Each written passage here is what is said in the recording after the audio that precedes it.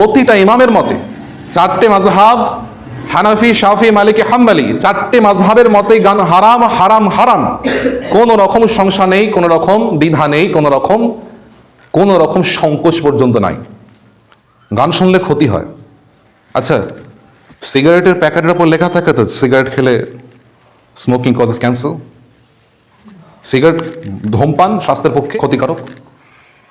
মানুষ কেন খায়? মানুষ কেন খায়? সে নগদটুকু পছন্দ করে বলে। সে নগদটুকু পছন্দ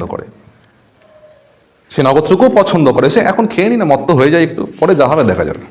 সে কিন্তু বিশ্বাস করে যে পরে কিন্তু আমার ক্যান্সার হতে পারে, সে তবুও কিন্তু খেয়ে নেয়। গান তেমনই, পরবর্তীতে সে আস্তে আস্তে আস্তে আস্তে ক্ষতি করবে, কিন্তু এখন শোনেনি না একটু। এখন তো অনেক সিঙ্গার আছে, র্যাপ সিঙ্গার আছে, নর্মাল সিঙ্গার আছে, হানি সিং আছে, তো এখন হয়ে গেছে আউট। এমসি স্ট্যান্ড চলছিল, এইভাবে চলতে চলতে এখন আবার তো বাথরুম সিঙ্গার পর্যন্ত দেখা যায়, তাই তো নাকি? বাথরুম সিঙ্গার পর্যন্ত দেখা যায়। বাথরুমের মধ্যে কি গান করে? সবার পূর্বে কানে হেডফোন দিয়ে গান না শুনলে যুবকের ঘুম হয় না। সকালে উঠে চা খেতে খেতে একটা গান না শুনলে ছেলের চা খাওয়া হয় না। আছে তো, না নেই নাকি? এর কি কথা বলছে? আছে তো। এমনও ব্যক্তি আছে সকালবেলা কাজে যাওয়ার পূর্বে সে গাড়িতে যেতে যেতে গান না শুনলে তার যাত্রা কমপ্লিট হবে না। আল্লাহর হাবিব বলছেন, আমার উম্মতের মধ্যে, ভালো করে শোনো এটা, আমার উম্মতের মধ্যে কিছু লোক কিয়ামতের পূর্বে পূর্বে তারা গান বাজনাকে হালাল মনে করবে, ব্যভিচারকে হালাল মনে করবে, তারা মদকে অন্য নামে খাবে, মদকে হালাল মনে করবে, তারা হালাল মনে করবে নৃত্যকে, নায়িকাকে, গায়িকাকে তাদের মাথার মধ্যে নাচাবে তারা। এই সকল লোক অচিরেই কোনো একদিন, কোনো এক সময় তারা শূকরে, বানরে পরিণত হবে। কি বললাম? বোঝা গেল কিছু? না বুঝলে কিচ্ছু করার নেই, পরে গিয়ে ধরা খেতে হবে। আল্লাহ বললেন, কিয়ামতের পূর্বে পূর্বে কিছু মানুষ যারা গানকে করে দেবে হালাল, মদকে করে দেবে হালাল, নৃত্যকে করে দেবে হালাল, তারা তাদের মাথায় গায়িকাকে নাচাবে।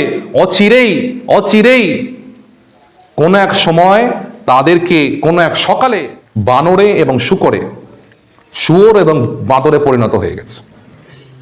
মানুষের কথা বলছে, আমাদের মতো মানুষ, এই সময় এই উম্মতের কথা বলছে। এর আগেও উম্মতকে, বনি ইসরাইলের লোককে বানরে, শূকরে পরিণত করানো হয়েছিল। এর আগেও পরিণত করানো হয়েছিল।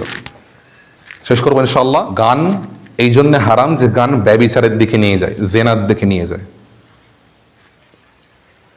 জেনা থেকে বাদ গেল, ব্রেকআপ হয়ে গেলেও গান, প্রেমে পড়লেও গান। আর গান যে শুনবে সে যে নেশা করবে না, এর এমনটা কখনো হতে পারে না।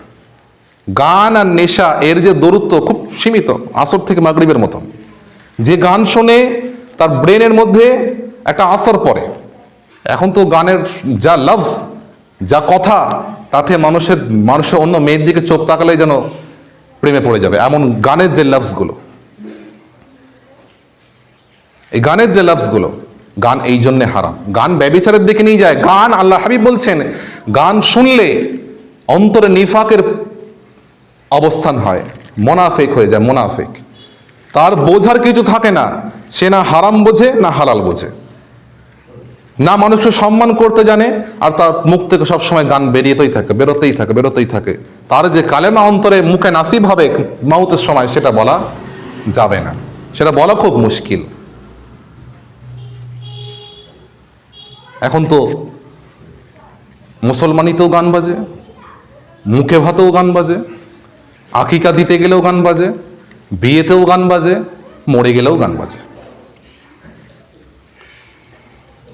মুখে ভাতেও গান বাজে। মুসলমানি হলো, গতদিন আগে শুনছিলাম কোন এক মহল্লায় মুসলমানি হয়েছে, সে মুসলমানিতে নাকি আবার ব্যান্ড পার্টি বাজাতে গেছে। মুসলমানি হচ্ছে, তার আগের দিন না তার সেই দিনে ব্যান্ড পার্টি বাজাতে গেছে, বাড়ি থেকে কোথায় না রাস্তায় ঘুরছিল।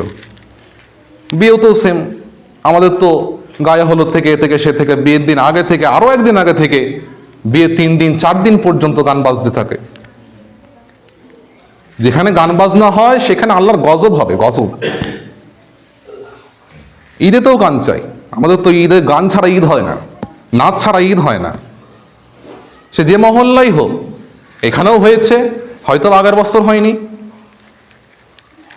এখানেও হয়েছে। গান যে শুনবে তারই পাপ হবে।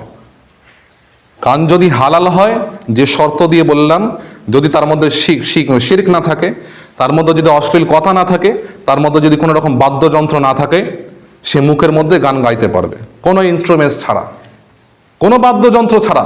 যদি বাদ্যযন্ত্র একটাও পড়ে যায়, যদি বাদ্যযন্ত্র একটাও পড়ে, সে কিন্তু গান তখনই হারাম, হারাম, হারাম।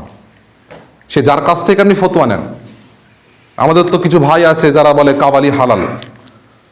আমার একজনকে জিজ্ঞেস করলাম, আমার পরিচিত লোককে, যে এগুলো না করলে নয়, তো সে বলে আমাদের মুফতি সাহেব ফতোয়া দিয়ে দিয়েছে। আমি তখন কিছু বললাম না। ওরা বলে কি, কোরআনের মধ্যে কোনো আয়াত নেই, হাদিসে কিছু বর্ণনা নেই যে গান হারাম। তাহলে আমি তো আয়াত দিলাম, এই স্পষ্ট আয়াত থেকে।